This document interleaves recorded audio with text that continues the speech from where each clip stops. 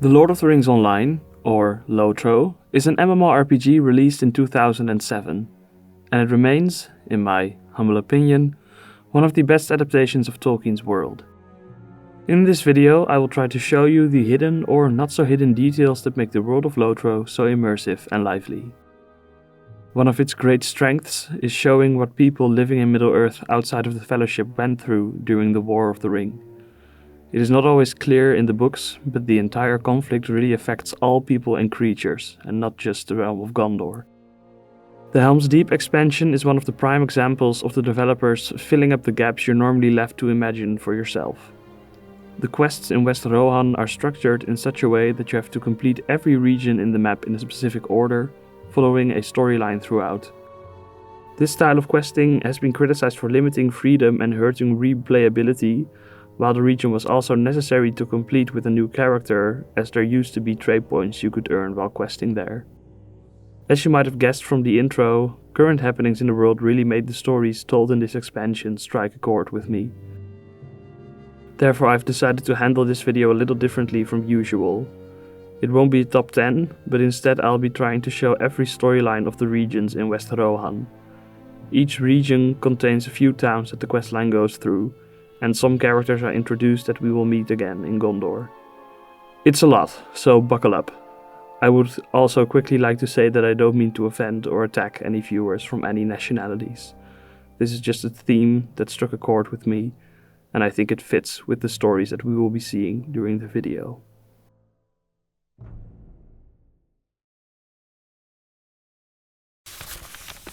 Second of March, 3019, Third Age. After much trouble, we finally arrived at the courts of the king in Edoras. For a long time the guards at the Entwade held us up, but we had to defy the king's banishment in order to alert him of the dire straits his country finds itself in. Fate must have been with us, for Gandalf, Aragorn, Legolas and Gimli had arrived just before us. Gandalf healed the king of a dark shroud that seemed to lay on his mind, and his advisor Grima was banished for treason. Our goal was redundant, as Gandalf immediately advised the king to ready his armies and march for Isengard. So he did, and we witnessed them march towards the west. His niece, Éowyn, remains to lead the people to the safety of the cliffs of Underharrow. I lent her my aid in the evacuation, at the request of the king, and now I find myself at the exact place that once refused me entry, the town of Entwade in the king's stead.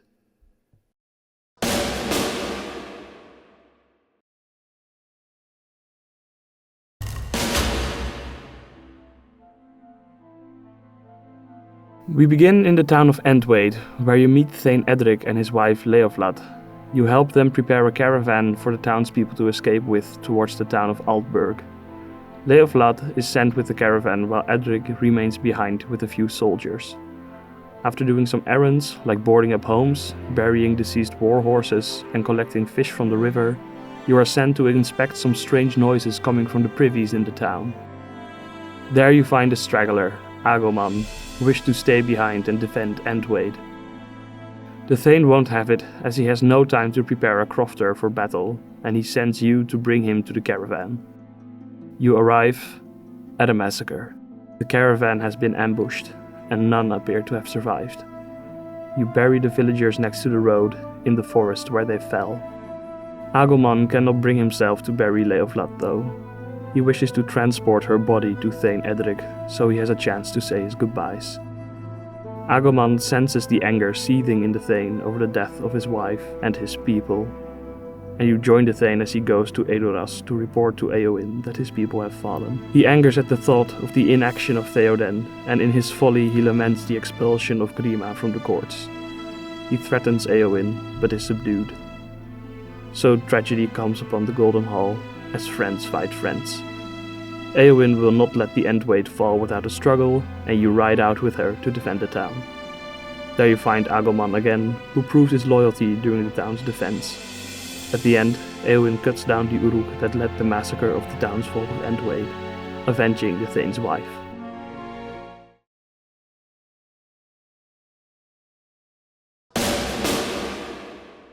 Next you are sent to the trading town of Middlemead to help the Thane evacuate the townspeople. You meet Thane Magla, who lost his arm in combat years ago. He's prepared to evacuate, but not yet willing, as he fears there's a spy of Wormtongue working in Middlemead. You meet some townspeople and inspect goods at the market to check the inventory. You get an inventory ledger from Hildulf, a local trader, and while the Thane examines it, you are sent to a nearby farm where he sends one of his best soldiers to investigate potential suspicious activity. You arrive at the farm to find it completely burned down. The soldier, Ekbalth, lies dead. You use his old horn to challenge the leader of the Uruks, who is surprised at your presence since his informer failed to mention this. So there is a spy. The news of Ekbalth's death trumps the Thane, who has you collect keepsakes of all his deceased advisors and put them next to him as a silent council. You decide to help out in the town and aid local traders. You go to find an apprentice who was escorting some horses. He is slain, and the pale-haired horses are too. You check on one of the trader's family at his farm, and you find a guard who helps you to scout the place. Inside you find out the guard is a trader and allied with the Dunlandings, so you slay him. You also return some escaped horses, but the black-haired ones are nowhere to be found. Finally, you locate a transport that barreled off the road. However, many of the weapons inside are stolen. The Thane finds this suspicious and decided to interrogate Hildulf. However, he is missing. The Thane had his house searched and found a note from Wormtongue. The traitor has been found. Now Magla will evacuate his people, and you bring his wife and children to him together with his sword. While you prepare the wagons for departure, the Thane speaks with his family and shares with you that he intends to stay and die in Middlemead. He sits in the hall waiting for the White Hand to come, surrounded by reminders of his former advisors, and drinking wine.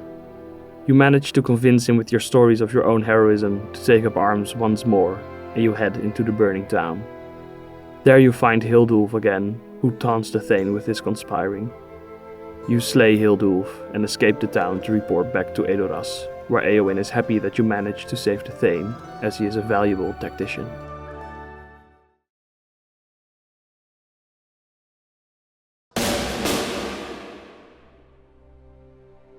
This time you actually stay in Edoras and attend the council of Eowyn, where she discusses her fears and doubts with her advisors regarding the evacuation. She manages to motivate the advisors, but her handlady notices the troubled looks on Eowyn's face. You are sent to help the inhabitants of Edoras prepare for the journey to Underharrow, where they will sit out the storm. First you help a guard, who must convince two quarreling brothers to leave the city. They are arguing about the estate left to them by their late father, and they are not sure who is the proper owner. An old love interest of the brothers informs you they haven't even set foot inside the house due to their fighting. You enter the house and find it in a terrible state. While cleaning up, you discover a letter guiding you to several letters hidden in the house, containing riddles. The answer helps you open a chest in the bedroom, which contains the true deed, revealing that whoever finds it first must care more for the house than the other one, and is the true owner. You explain your new ownership of the house to the brothers, who are outraged, and swear they will prevent you from ever getting the house together, thus ending their quarrel. Next you help a mother whose only child, called Saburg, has gone missing just before the evacuation. A neighboring child notes the girl had been quiet ever since her father perished in battle, and she would often go outside of town and return covered in brambles and bruises. This leads you to the rocky outcroppings behind Edoras, where you find the girl talking to her red fox. She had raised the fox from a pup after its mother died.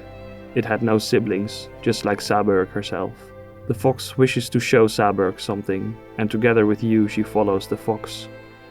The fox leads her to a den, where he has established a happy little family of fox pups. Saburg watches the scene tearfully.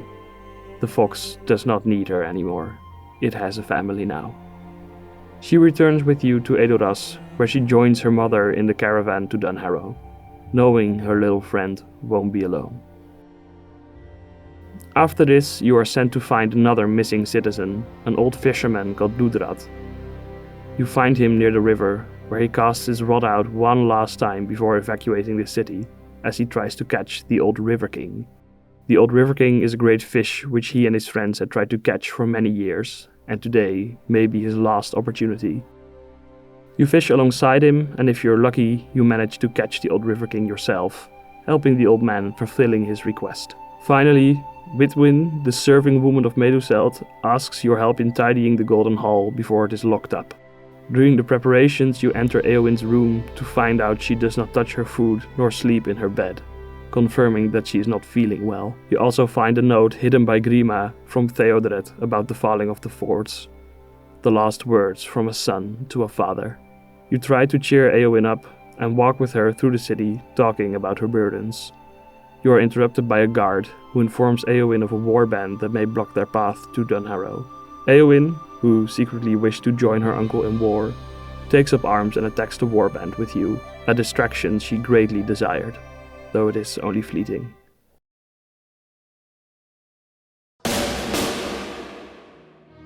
While Edoras is now prepared for evacuation, help from the town of Underharrow will be required to reach Dunharrow safely. You are sent to the town to help Lady Ellen Fremedon, the acting leader of the town, with preparations. Ellen has long been at odds with Eowyn, and the task of sheltering Rohan's inhabitants without a means to defend themselves seems foolish to her. While walking, Ellen's daughter interrupts with tales of dead men walking the valley. Ellen does not believe her and dismisses her daughter. After you walk together, you go find her daughter playing in the woods, only to be ambushed by orcs masquerading as the dead. Ellen grows increasingly worried with orcs on the doorstep, with the only defense being decoy soldiers you place at the town's edge. You gather tents in preparation for the coming of the refugees, and finally seek out the lair of the orcs threatening the town, which turns out to be a sizable stronghold. After defeating the orcs there, the evacuation of Edoras is completed. You help Eowyn slay the last orcs hiding near the Door of the Dead, and thus help her complete her task.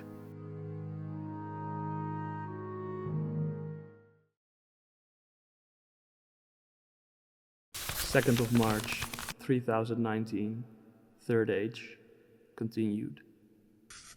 The evacuation of Edoras was completed with remarkable efficiency.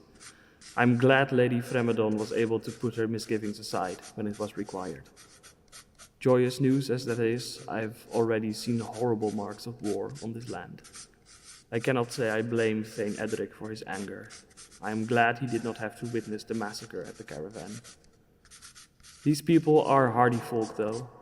It interested me to see how differently the people of Edoras dealt with the evacuation, and which errands they had me do for them. I find that my mind goes out to the fisherman. I hope he will get another chance to cast his rod at the stream when this is all over. No time to tarry though. As soon as we arrived at Dunharrow, I got a message from Gandalf calling me back to Edoras. He asked me to deliver the news to Aldburg that Eomer, their thane, had been freed from imprisonment. No rest for the wicked.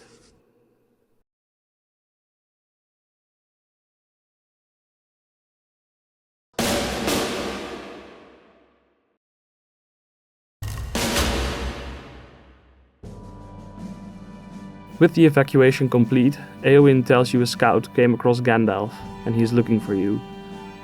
Back at Edoras you speak to him and he asks you to bring the news of Eomer's freeing back to Aldburg, where he is reeve. You travel to the ancient Rohirric city, encountering waylaid wagons and orcs along the way. After a quite long ride you arrive at Aldburg, the ancient capital of Rohan. Now, Aldburg is somewhat interesting from a lore perspective. It is likely the oldest town present in the entirety of Rohan, as it was built by Eorl just after the future Rohirrim had gotten the land from Gondor. Aldburg was used as a capital before Edoras was built and the court established at the Golden Hall. It is one of the few places in Rohan that is actually mentioned in the Lord of the Rings books besides Edoras and Helm's Deep, and from the moment you enter it you can tell this is a place of significance. Its name aptly translates to Old Fortress. The first person you meet here is Eomer's cousin Eothane, who you may remember as the blunt soldier who was mistrusting of the three hunters running across the plains of Rohan. You meet Thane Arsil and explore the town a bit.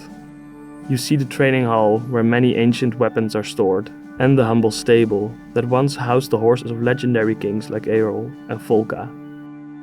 During this exploration you notice many buildings need repairs, and you set about fixing some of the places up. Then you are invited to a dinner with the Thane, where you mediate a discussion between him and Eothane. There are two major groups of orcs near the city, the White Hand and an unknown clan of orcs, and the two men disagree on which should be dealt with first. You can choose who you side with in this debate, but it changes little in terms of the outcome and quests you have to do. In this instance, I sided with Eothane. You are sent to a nearby farm to warn the farmers of the orc problem, but you find it already being harassed by orcs. You help slay them, collect crops, and search for one of the farmhands in the woods who is hunting. You find him alive and well, and collect some boar meat with him for the town. This farm is essential for securing the food supply of Aldburg, and it must not fall. Eothane is disturbed by the threat, and sends you out to scout the orc camps nearby. You find two White Hand camps with small numbers, and a large camp of an unknown orc tribe who appear to be very aggressive. Thane Arseal decides you will defeat the leader of the small White Hand group to lead them into disarray, and apologizes to Eothane for their earlier falling out. With the smaller threat erased, Aldburg is safe enough for you to continue to your travels, leaving a more stable and well-fed city behind you.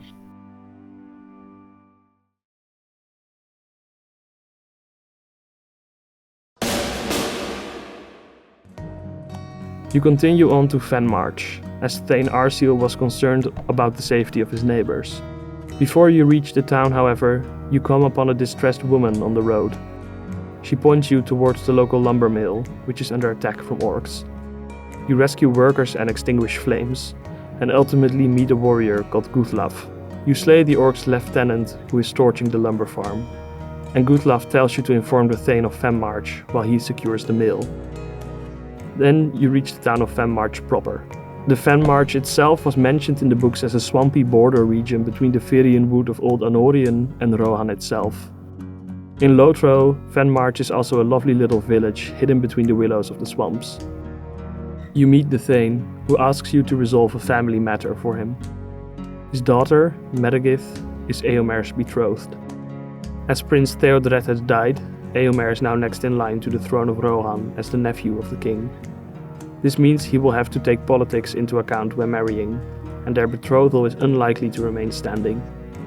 Meregith does not take to this news well, but you have little time to console her as you are sent after the orcs who attacked the lumber mill in search of their camp.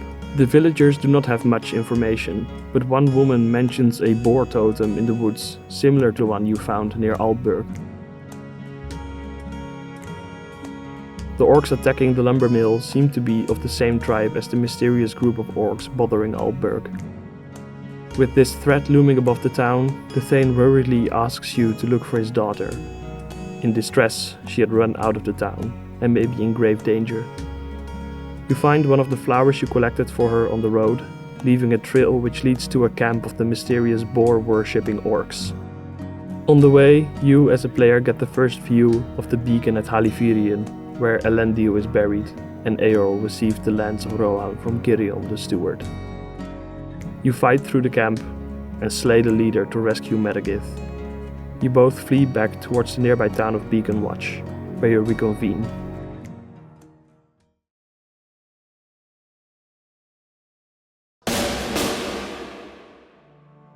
These orcs clearly are a large threat, but Thane Kutha of Beaconwatch will not lend aid in slaying them. He is doubtful of their danger and is duty-bound to watch the beacon of Halifirian. After this conversation, Meregith recounts the story of King Volka, who you may remember from one of the tapestries of the previous video. You experience his final moments in a session play. As King Volka, you travel through the Virian wood in search of the Great Boar of Everhold, having just hunted the last of the orcs out of Rohan. You find the boar drinking at the river, and engage. You slay your quarry and perish together from your wounds. After your death, a few orcs walk up and celebrate the death of their hated enemy, vowing to grow their strength and hunt the descendants of Volka once again. After this tale is recounted, the son of the Thane shows up wounded from a hunting party. He was attacked by the orcs in the woods, and this aggravates the Thane just enough to allow his son to help you with the supposed orc problem. The Thane's son, Kuthing, informs you he saw some cave entrances at the foot of the mountain, and asks you to collapse these so the orcs have less access to the woods. You head off into the forest to close these gates, but then you come upon a mysterious house in the forest. It is guarded by 3 bears, a mother, a father, and a cub, and a golden garden gnome by the door. Inside you find 3 beds, eerily sized just according to the size of the bears, as if they sleep there. On the table is a honeycomb and 3 spoons, and in the smallest bed you find a golden-haired girl sleeping. This is of course a lovely little Easter egg from the developers, as this is clearly Goldilocks' house from the fairy tales. Anyway, continuing on from this little detour, you close off the cave entrances and return to the town.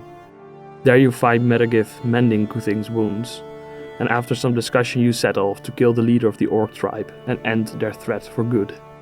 You fight through the caves of the orcs, burning their boar totems as you go.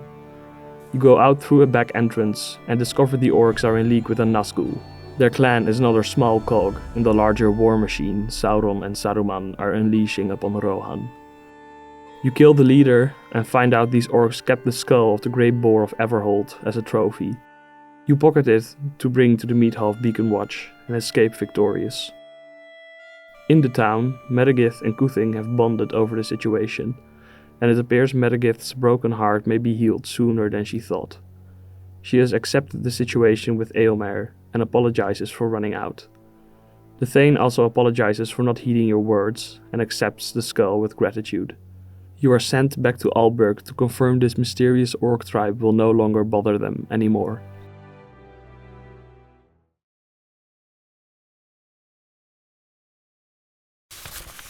Second of March, 1319, Third Age. End. It feels like many days have passed since the sun rose this morning. It feels odd to have to worry about politics when there's a war upon you. Though it may be a nuisance, perhaps these quarrels show that the people still have enough hope to worry about the times beyond the coming battle.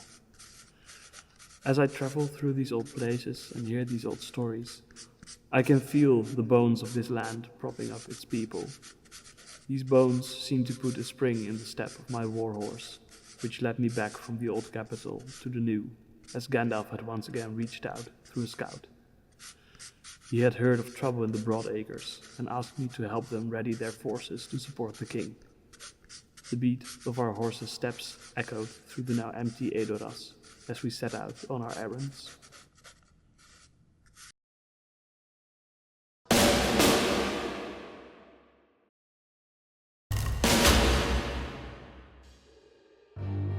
You spoke quickly with Gandalf, as he is in a huge rush to search for the commanders Erkenbrand, Grimbold and Helm, who had gone missing from the forts of the Isen. He has heard of trouble in the Broad Acres, but has no time to go himself. He asks you to go to the town of Stoke and find a man called Hulak.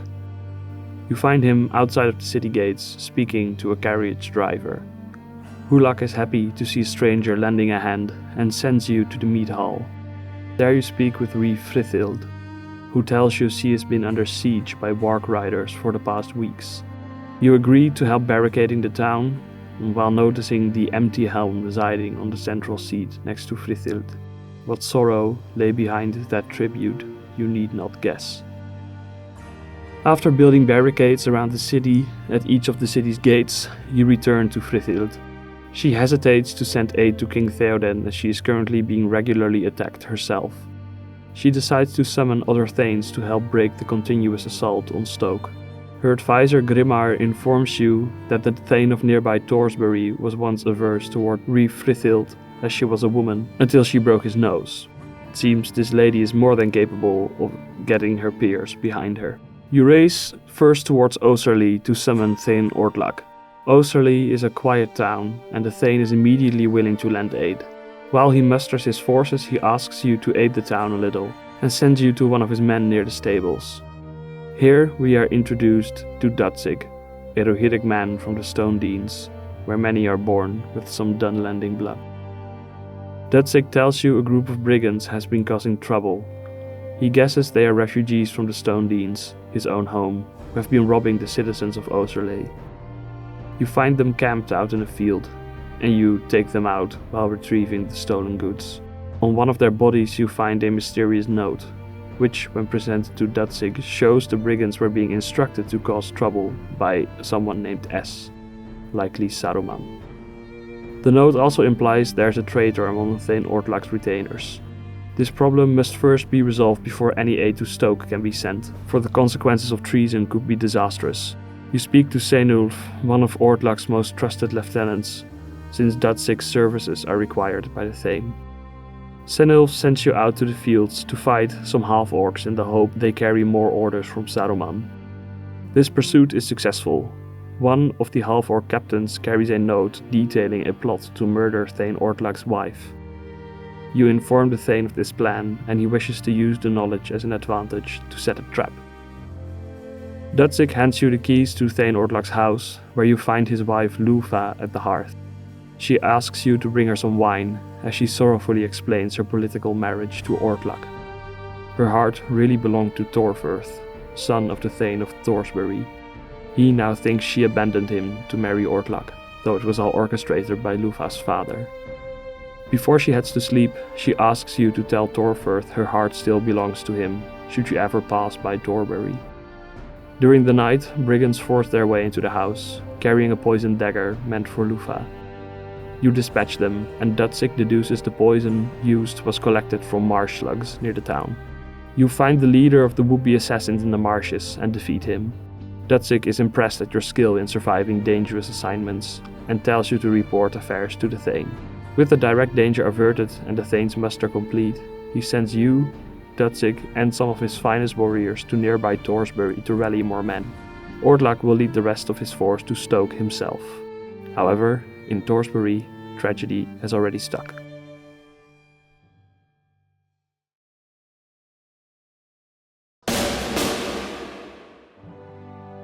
During the night, a group of Dunlandings had put the town to the torch. Before Thane Tordak knew what was going on, Torsbury was lost. You find their war council in a camp outside of the town. Tordak is unable to help Stoke while his own town is in shambles, and he needs your help. You speak with his son Torfirth, who tells you what happened and asks you to scout the enemy's forces.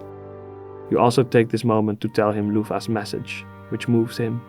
You scout the fields around Torsbury and notice goblins, half-orcs and some Uruk-hai.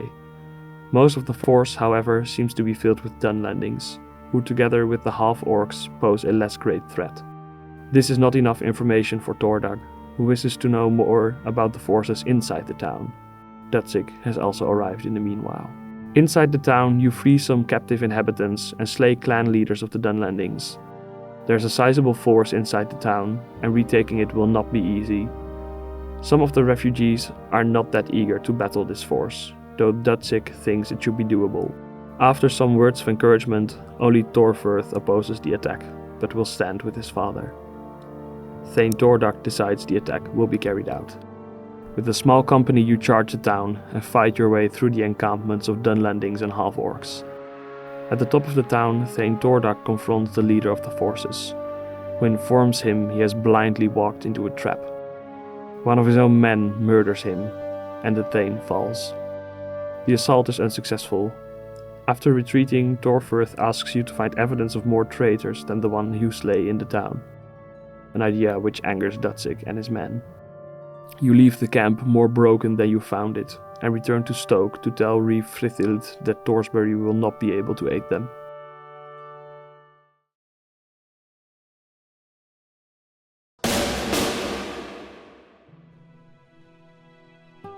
Frithild is unsure what to do and asks you to speak to her advisors. Ortlak and Dike wish to attack, while Torfirth and Lieutenant Grimmar advocate for defense. You help all advisors with collecting food and armor, after which Thane Frithild calls a council. The advisors settle on a compromise between attack and defense. They will attack smaller forces to prevent them from gathering for a siege. Thane Ortlak convinces Reeve Frithild to lead the charge herself, which she boldly accepts in view of her children. Her son and daughter are slightly distraught by this news, and the Reeve asks you to comfort them a little bit before the fight. You ride out with the Reeve and her advisors, battling goblin warg riders on the plains. They are driven back successfully, but one of the advisors, Baldmund, perishes. Next, a group of Stone Dean's brigands are threatening to infiltrate the town from the inside. and you put a stop to their efforts with the reeve. This effort costs Grimar his life. Lastly, Dike speaks his disapproval of his kinsmen being murdered and asks you to help slay their leaders in the hope that the lies will stop. The final assault takes place on the Uruk High camp out on the plains, which the Uruk captain assures the reeve is meant to be a trap. But with your help, you manage to escape back to the town. Now only Ordlak and Dike remain of the reeve's advisors. Strangely, Ordlak calls for a feast to celebrate the victories over the enemies. There, Reeve Frithild collapses in front of her children. A quick funeral is held at her house by Ordlak, who proclaims himself the acting reeve until Frithbert, Frithild's eldest son, comes of age. Ordlak takes the throne of Stoke, tossing the old helm of Frithbert's late father aside. It becomes clear that this was Ordlak's great plan all along. He changes the guards of Frithild's house, has the children's caretaker murdered, and a poison vial on a dun landing outside of the gates holding Ordlak's token shows he was also responsible for the reeve's death. Lufa, his wife, comes to the town and sends you back to Torfirth at Torsbury. He ultimately comes with his men to free the town of Stoke from treachery. You fight your way through the town, witnessing the kinslaying. You manage to slay Dike and Ordlak just before they kill the reeve's children. The town is saved, and Torfirth becomes acting reeve until Frithbert comes of age. Right as this problem is solved, a man comes in with the news that the nearby town of Woodhurst has completely fallen to the Dunlandings. Your next task awaits.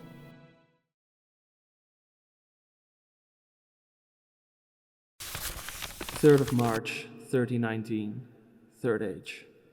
Fool. I wish I could have seen Ordlak for what he was. How rotten must one be to put up such a scheme during a conflict, just to attain more power. I'm glad he lies below the dirt now. Let the worms eat him." At least Torfirth seems like a capable set of hands to leave the town in. The happiness of his reunion with Lufa does somewhat warm my weary heart in these troubled times. I needed some rest after this ordeal and slept deeply. That I am thankful for, because the moment I woke up, a rider arrived with news that the town of Woodhurst in the Stonebeans had completely fallen. I rode there immediately.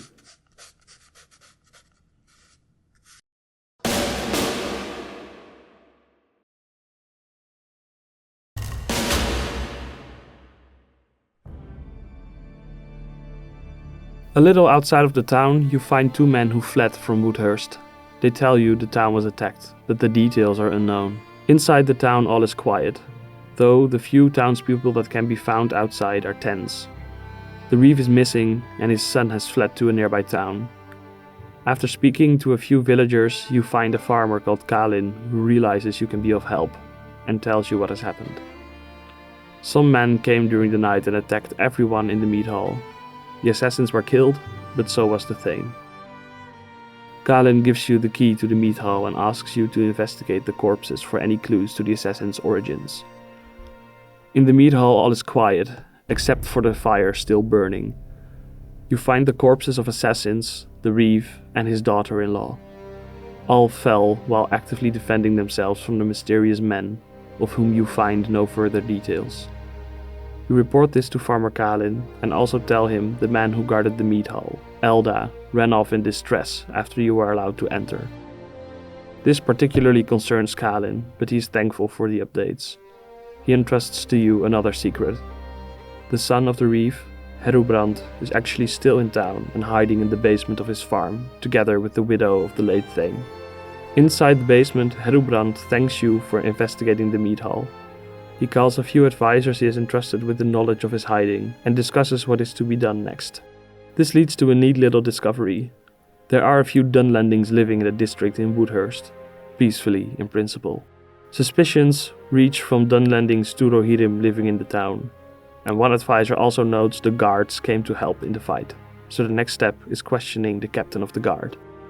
He tells you the two guards that abandoned their posts have been missing ever since, and suggests you talk to the ones that are still there. These guards disclose interesting information about the sentiments within the town. Some feel Rohan is about to fall. and the region of the Stone Deans should join the White Hand.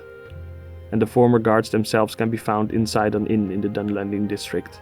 They turn out to have been bribed by a man called Gapholt. The Reeve was not providing the guards with enough funding for higher salaries and provisions, which is collaborated by the captain Thorfirth as he asks you to collect foodstuffs. He will try to have the former guards arrested upon sight, however.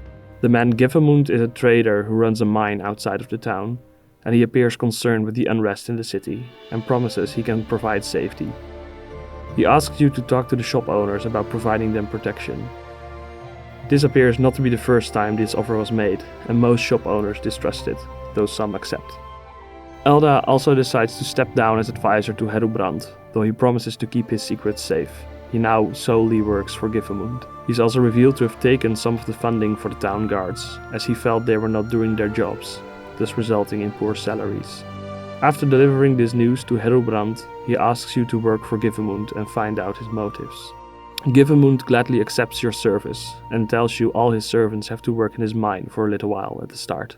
You perform some menial tasks in the mine, which stretches out high upon the cliffs. After fulfilling this demand, Gapholt shares that he intends to take over the leadership of Woodhurst. He first wishes to get some more advice, and from a pretty surprising source. A soothsayer lives in the caves above the cliff, and he gives you payment to get her advice. She foretells the town will soon fall, as the champions of the town are bickering while the true enemy continues to plot. Gapholt thinks this prophecy is about the captain of the guard, Thorfirth, and challenges him in the mead hall. While Gapholt seemed like the more shady of the two, Thorfirth actually sides with the Dunlandings and suggests the town should get in league with the White Hand, reproducing the rumor that the Rohirrim have started eating their prisoners alive. He is sent away, and Herobrand decides he will collaborate with Gapholt in an attempt to make life in Woodhurst better. After this confrontation, Herobrand asks you to help in Brockbridge, as it is under attack and must not fall.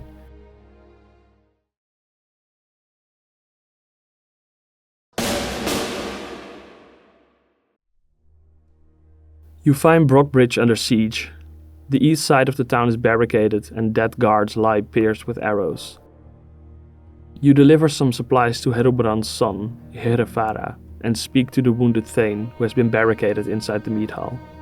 In the short spell before the battle, you help the cook dish out some soup to the guards and collect a map from a nearby orc messenger. The moment you deliver this map to the town, an attack commences. Waves of Dunlandings and orcs hit the town, topped off with a pair of trolls.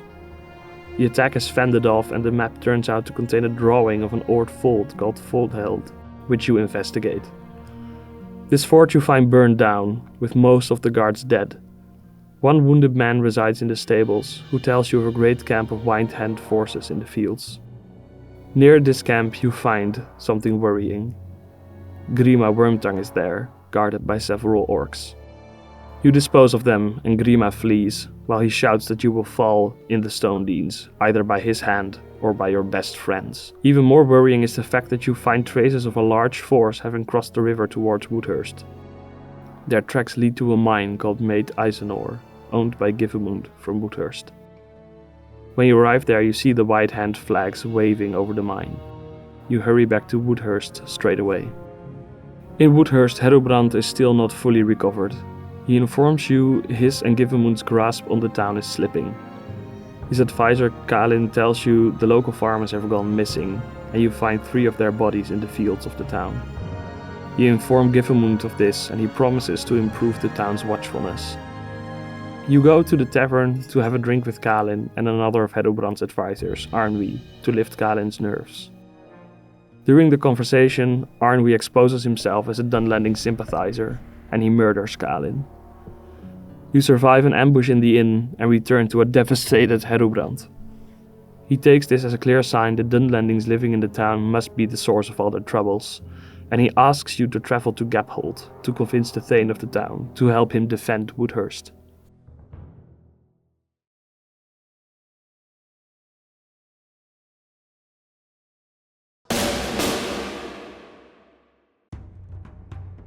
At the entrance of Gapholt, you find a line of refugees at the gate, waiting to get into the town. The guards require inspection of all of their papers before allowing any refugees in, fearing traitors. The Thane is willing to send forces to Woodhurst, but needs your aid in preparing the town first. He is unwilling to soften the entry process for the refugees, and you feed some of the horses to calm them down. You create barricades in the town, pick berries and fill the foodstuffs and water skins at the waterfall. Before departing the town to aid Woodhurst, a refugee grabs you by the arm. They had been shot at from Maid Eisenor, so there was some business over there to deal with first. You return to the mine and slaughter all the White Hand you see there, avenging the fallen Rohirrim you see scattered around the place. Back in Woodhurst you find the town filled with Dunlendings, and a healed Herubrand prepares for battle, together with Thane Nothmar from Gapholt. You pick up Givemund and together fight your way through the town, which has since filled with Dunlendings. You battle up towards the mead hall, where Arnwy falls to your blades. Inside the mead hall you come face to face with the ultimate traitor, Thorferth, the former captain of the guard, and slay him. Woodhurst is saved. Givemund is left to rule over the town while Thane Herubrand joins his king at Helm's Deep, just beyond Gapholt. You set out again from the Stone Deans and search for Gandalf.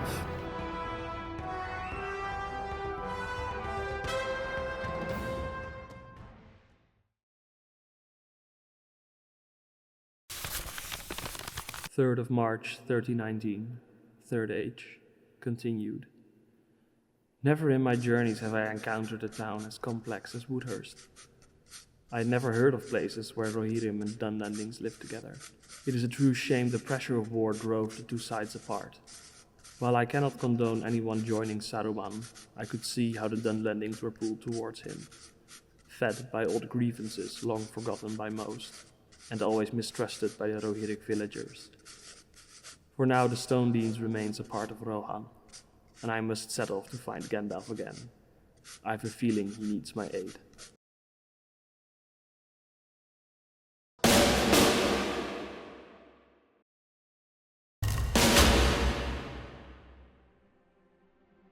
You meet Gandalf the White on the plains of the Westfold, within throwing distance of Edoras. He is happy to meet with you again, and relays the news that King Theoden has turned towards Helm's Deep instead of the forts of the Eisen as originally planned. While Gandalf continues the search for Erkenbrand, he tells you to find the king and lend any aid you can. After doing that, you must help him in his search. Along the road you find a small group of refugees traveling towards Helm's Deep. They confirmed you are on the right path, but decline any aid. The hardy Rohirrim expect to reach the fortress before nightfall. You ride along the plains, witnessing the devastation the White Hand has wrought. Without much trouble you reach the Helm's Dike, where you find a large company of horsemen. At the front is the king, together with some old friends. There, Eomer tells you how the king eventually changed his plans. Shortly after you saw the armies depart from Edoras, they met a man named Keorl on the road, who warned them the forts they were trying to help defend had already fallen, and the armies of the Rohirrim are scattered. The man neared despair, until he saw King Theoden riding in the company, to his great joy. Gandalf interrupts the scene to tell the king to ride for Helm's Deep instead, before heading off into the gloom himself. Back at the dike, you inspect the fortifications and try to cheer up some of the men, though you doubt this dike will hold back any of the Uruk-hai army. You decide at great peril to go out again to the plains to gather news of Erkenbrand in a race against the march of the White Hand. The first place to check is the nearby town of Marton.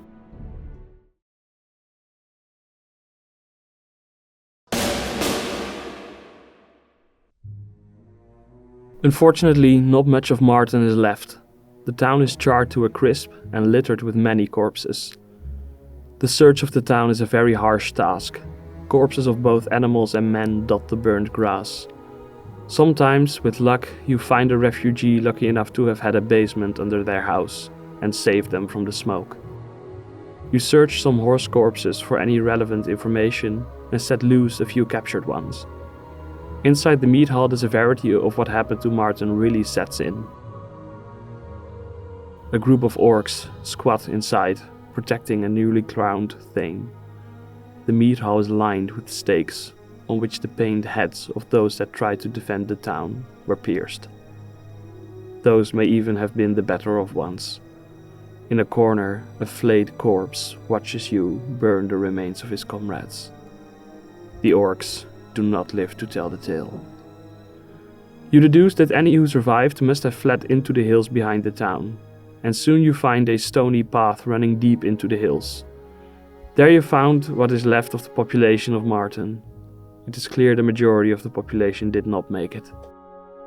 Sitting distraught on a few rocks at the edge of the camp is Agelwin, the wife of Thane Gladsunu, who had joined the defenders of the fort of the Isen.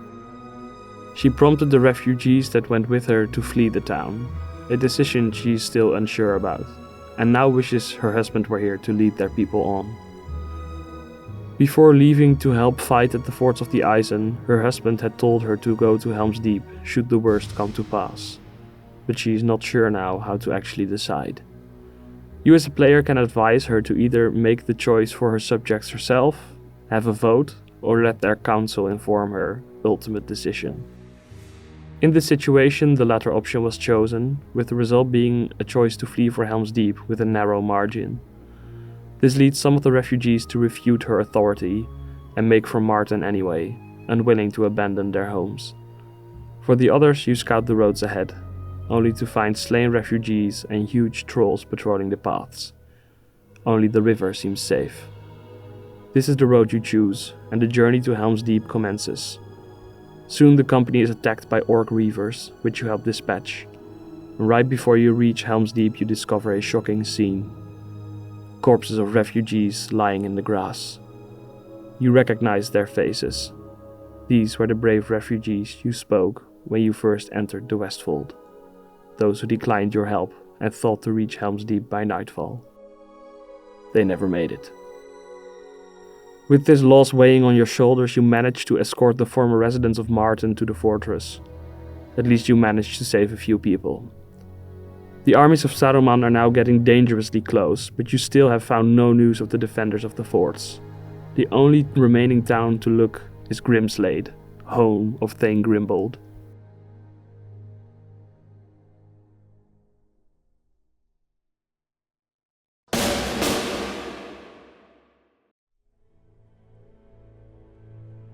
You waste no time in Grimslade and head straight to the mead hall, where you find Grimbold's wife, Hildith, sitting on the throne. The moment she notices you do not bear any news of her husband, but came to ask for some, she turns cold and sends you away, asking you to wait while she prepares a council that you are allowed to join. While doing some errands in the town, you meet Grimbold's mother, who shows you a letter she received from Grimbold. It details his great sorrow after Theodred died in his arms, and a conflict with Helm about whether they should stay to defend the fort or admit defeat. Back at the mead hall, the council was gathered. Hildith is set on finding Grimbold and sends out the fastest riders of the town to find him. Her advisor Dunward cautions against this, as if you use it as a waste of men, but is threatened to be thrown out of the town because of his perceived disobedience. You offer some kind words to the man outside of the mead hall, which he gladly accepts, and he asks you to help the scouts find Grimbold out on the plains. Some scouts you find alive, and you even help one of them capture a half-orc leader from a nearby camp for questioning. Some you find slain on the plains, with Dunward's warning echoing in your mind. The last scout is nowhere to be found, but following his trail leads you to the best site your eyes have set themselves on in a long time. In a hidden camp you find Gandalf and Helm, one of the 3 war leaders you were searching for. Helm relates how he experienced the fall of the forts. After returning from a chase, he found the fort in shambles, with corpses strewn about. Grimbold and a few soldiers held stand at Theodred's grave, with Grimbold intending to hold it as long as he was able to walk. Helm did not think this was wise, and Grimbold's soldiers abandoned him. Helm turns away, and leaving a crestfallen Grimbold behind, as the border of Rohan finally falls. This news distresses Hildith, and you try to pry some more information from the half-orc leader you imprisoned a while ago. This prisoner is eerily keen on being released, trying to convince you he's being mistreated. You see through his lies, and he surrenders the information that the town is about to be burned to the ground by a half-orc legion. You warn the guards and Thane Hildith, who frees the half-orc on the condition he calls the attack off. Of course, he was not to be trusted. He soon returns, throwing firebombs and quickly killing the guards. The moment the released prisoner returns to tear the town apart, all of his men are shot dead. Helm had taken a detour to Grimslade and frees the town, relieving himself from the guilt he felt for abandoning Grimbold. Hildith reveals the last words she said to her husband before he left, that she did not wish to lay eyes on him again for leaving her on the eve of war. Both express their deepest regret for abandoning their friend, and you're quickly sent out to search for him near the forts. There, the hills are filled with orcs and Dunlendings. Before you find Grimbold, you also find someone else. At the fort, Gladsunu, husband of Agowin, lies dead. His corpse washed in the waters that took his life out to sea. In his hands he clasped a letter, which you read. It is addressed to Agowin, so you pocket it. At the grave of Theodred you actually find Grimbold, still crestfallen and glued to the monument of his fallen prince. You tell him of the sorrow of his friend Helm for abandoning him, but he does not move. You tell him of the sorrow of his wife, Hildith, who misses him badly, but he does not move. Finally, you tell him about the king, who has wakened from his slumber and will fight to the bitter end of his country. Now Grimbold sees that there is still a defense being held and a land to be saved. You leave the fort and meet up with Gandalf and Erkenbrand.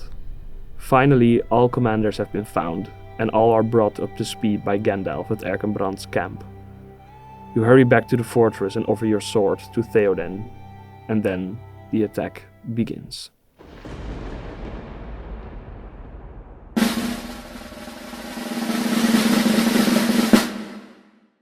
As the cherry on top of this story of West Rohan, you witness the ride of the king from the perspective of the attackers.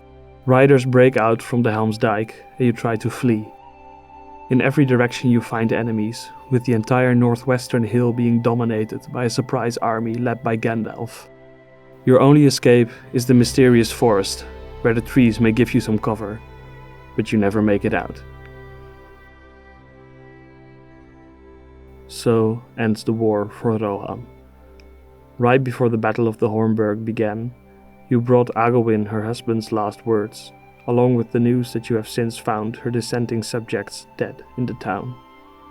Unwisely did they not heed the counsel of Agowin, tried to retrieve their homes and riches. She thanks you for the news and the letter, as she can now truly mourn her husband. Quietly, she reads what her husband wished for her to hear. To my dear wife, Agowin, I write this in great haste, for I am wounded. My leg is broken, and I cannot get up. My fellow soldiers lie dead around me, and I am sure my death will come soon, for it is only a matter of time until another horde of enemies pours through the ford. Do not be sad for me, my dear lady. I feel no pain when I think of you. I only hope, against all hope, that this letter may reach you someday. My only wish is that you be happy and brave, and that you survive. Our fair Rohan will prevail. I will not live to see it, but I know you will. Be safe. Care for the people of Marton. Gladsunu.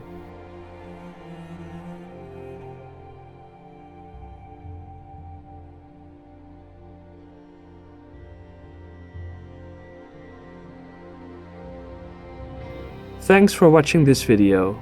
It really struck me how the developers managed to give face to the common people of a land struck with war, and what pressures it puts on them. What tragedy and heroism it can cause. I suppose it really spoke to me, considering that for the first time in my adult life, a real-world conflict has actually affected my life somewhat, or at least the day-to-day costs I make. I felt that these little stories the developers wrote here were worth telling, and I hope it was worth watching for you as well. I also sincerely hope the next video does not take this gargantuan amount of time to make. This video also exactly marks the 1-year anniversary of my channel. I'm really quite glad that I started it, and I hope the quality of this game will be preserved through it for years to come. I'm not really sure what to do with this anniversary, so I will put up a poll in the community tab. Let me know if you'd like to see something special for the anniversary of this channel. Thanks for sticking through to the end of this video, and see you all in the next one.